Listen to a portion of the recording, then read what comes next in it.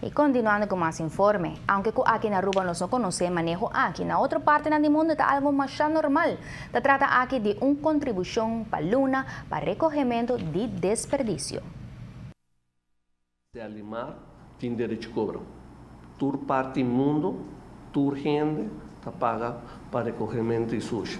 Nenhum caminho não deve ter como uma medida. É uma parte de um serviço que podemos pagar para ele.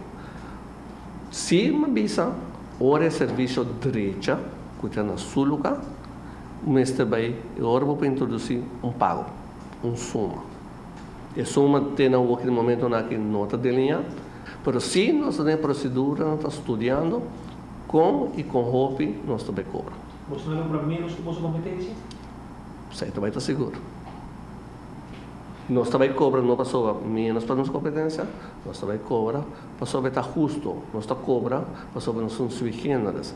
Nós temos uma companhia que não mestra a ganagem. Nós temos uma companhia que começa a um manejo responsável, com a entrada não, cobre nos gastos, não, plus com porcentagem que está pondo para a lei, mas está para a reserva. A impressão que o diretor de Serlimar está projetando com a tarifa para recolhimento de sushi para a companhia está um assunto bastante seguro. A pergunta está queda, que tempo lo quer implementar isso aqui? Nós vemos com diferente outro cenário, não? Se eu vou introduzir para ser bom de uma maneira correta, ele não está mais trampando com setembro. A decisão é pôr cabo de lei. A Landsverordnung oprichting Serlimar 2005 é para pôr com Serlimar meester cobra. Está em governação de tempo aí, 2006, den staten na visa que o Serlimar não mais cobra, que o governo lo paga e parte aí na Serlimar.